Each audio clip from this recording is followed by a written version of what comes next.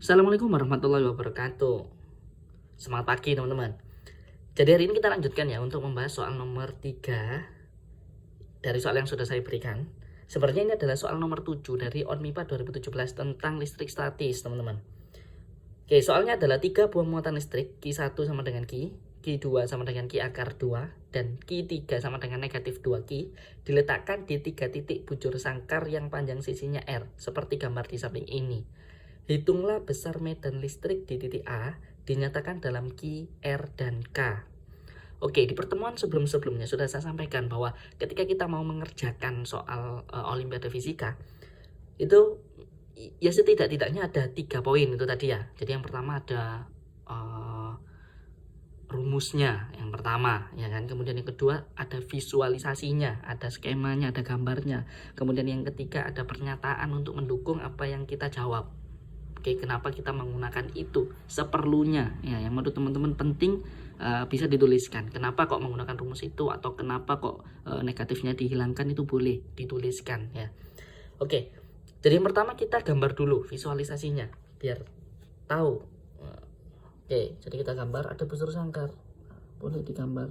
Oke, anggap bagus ya. Kemudian ini ada Q1, Q2, Q3. Kemudian di sini ada titik A-nya. Jadi yang pertama kita gambar arah dari medan elektromagnetiknya.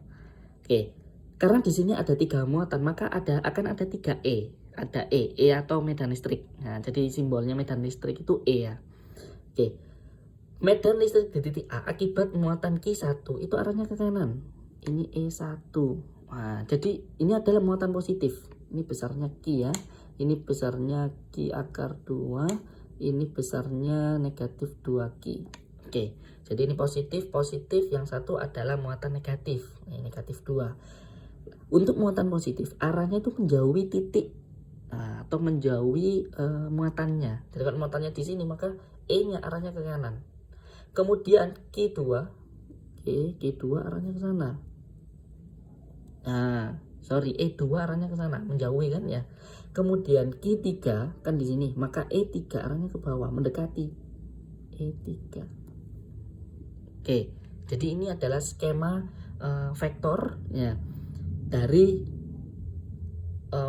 medan magnet yang bekerja pada titik A. Nah, ada 3 medan magnet. Nah, kita cari dulu medan magnet di titik Q1 berapa, Q2 berapa, Q3 berapa. Ya, kemudian kita kerjakan, kita jadikan satu menggunakan rumus vektor atau kaidah vektor. Oke. Jaraknya berapa? Jaraknya adalah R. Oke, di sini R karena bujur sangkar ya. Jadi ini R semua, R. Kemudian yang miring ini berapa? Ini kan butuh jarak nanti. Ya, ini adalah R akar 2. Nah, ini menggunakan Pitagoras ya. Pitagoras. Oke. Bisa kita buktikan. Nah, kalau perlu juga nggak masalah. Nah, ini kan R kuadrat ditambah R kuadrat. Nah, ini R yang miring ya, atau kita RC ngomongnya. Maka di sini akar R kuadrat kali 2. Nah, maka di sini R akar 2. Nah, ini ya.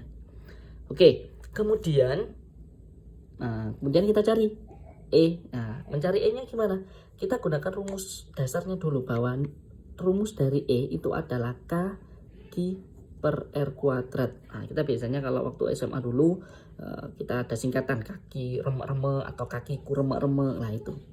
Oke, jadi ini ya. Sip. Kemudian kita kerjakan satu-satu. Nah, E1 berarti di sini K Q1 per R1 kuadrat. K itu apa? K itu konstanta elektrostatis ya kan. Jadi sebuah tetapan K itu. Kemudian nah kita masukkan K. Q1-nya berapa? Q1-nya Q. Ya udah masukkan Q aja. R1-nya berapa? Jaraknya R. Ya, dari sini ke sini kan R ya. Ya udah R. Selesai. Ini untuk E1. Jadi besar dari E1 itu adalah kaki R kuadrat. Selesai. Kemudian E2. Kaki 2 per R2 kuadrat. Q2-nya berapa? Q2-nya adalah Q akar 2 per R2-nya berapa? Itu R akar 2 dikuadratkan. Nah, ini jadinya akar 2 kaki per akar kuadrat ya kan? Jadi 2 R kuadrat. Oke, selesai. Ini besarnya untuk E2. Kemudian untuk E3, kaki 3 per R3 kuadrat. K-nya tetap, Q3-nya berapa? Negatif 2Q. Nah, negatifnya boleh dimasukkan, boleh enggak ya. Jadi sebenarnya negatif ini hanya menunjukkan arah. Hanya menunjukkan arah bahwa arahnya dia itu ke bawah. Ke sumbu Y negatif, arahnya ke bawah lah. Nah, kita masukkan, enggak masalah, kita masukkan dalam perhitungan. Per R kuadrat. Biar kita ingat bahwa tandanya negatif berarti arah E-nya itu ke bawah. Oke, ini 2 negatif 2 kaki per R kuadrat. Oke, selesai ya di sini ya. Kemudian kita gunakan kaidah vektornya. Nah, kalau kita gunakan kaidah vektornya boleh kita gambar lagi bahwa di sini itu ini titiknya ya, titik A misalkan. Kemudian ini E1. Nah, kemudian E2-nya miring. Ini E2. E3-nya ke bawah. Ini E3. Di sini kita tahu sudutnya ini berapa? Ini ada sudutnya. Sudutnya adalah 45 derajat. Loh, kok tahu? Kok tahu 45 derajat? Nah, ini kan tegak lurus. Nah, ini kan bujur sangkar. Nah, ini keistimewaan bujur sangkar ya. Ketika ditarik garis diagonalnya, maka ya sudutnya dibagi dua. Ini 45, di sini 45. Karena di sini 45, ini sama sini, apa ini namanya ya? Nah, saya lupa juga ini apa namanya ya kan. Pokoknya di sini 45, di sini juga 45. Berseberangan mungkin ya. Bertolak belakang, intinya itulah di matematika teman-teman. Oke, jadi ini 45, akhirnya di sini juga sama-sama 45. Oke, di sini 45. Oke, baru di sini kita arahkan untuk yang tidak searah dengan sumbu X sama sumbu Y. Berarti E1 ini kan sudah sumbu Y ya. Sumbu X. Kemudian E3 ini sumbu Y, ya kan, sudah di sumbu Y lah. Sedangkan E2 ini kita pecah. Ada E2 yang arahnya ke sini, saya sebut E2X, satunya ke atas E2Y. Nah, di sini kita cari E2X-nya berapa, E2Y-nya berapa. E2X itu sama dengan E2 cos. Nah, kita gunakan cos 45. Karena apa? Nah, biasanya saya nyebutnya karena dia mengapit sudut, diapit. Jadi E2-nya di sini kan, proyeksinya adalah di sini. Maka sudutnya diapit. Dari E2 sama E2X itu mengapit 45, maka kita menggunakan cos. Oke. E2 cos 45 itu adalah setengah akar 2. Oke. Berarti di sini setengah akar 2 dari E2. E2-nya kita masukkan ini. Akar 2 kaki per R kuadrat. Oke, maka hasilnya di sini adalah 2/4 kaki per R kuadrat atau setengah kaki per R kuadrat. Oke, ini untuk E2X. Lah untuk E2Y berapa? Lah untuk E2Y ternyata E2Y itu sama dengan E2X. Kok bisa? Nah, kok bisa? Karena ini sudutnya 45. Sudut 45 itu kan sudut pertengahan, sama-sama besarnya sama antara yang sebelah sini dengan yang sebelah sini. Sama-sama 45. Jadi menggunakan sin atau cos itu nanti sama saja. Sama-sama setengah akar 2. Sehingga di sini E2Y itu juga setengah kaki per R kuadrat. Oke, ini untuk proses pertama. Oke, tadi kita sudah mendapatkan nilai dari E1. Kita dapat nilai E2. E2 sudah kita pecah, E2X sama E2Y. Kemudian ada E3, ya kan? Di sini, di lembar yang baru ini coba saya gambar lagi. Karena nggak muat, ya kan? Nah, misalkan gini, ini X, ini Y, ya kan? Kemudian yang arah sumbu. Nah, oke. Yang arah sumbu X di sini ada E1, kemudian ada E2 X, kemudian ada yang ke atas ini E2Y, kemudian ada yang ke bawah E3. Jadi E2 sudah tidak ada, E2 sudah terproyeksi ke E2X sama E2Y ya, biar kita lebih mudah dalam mengerjakannya.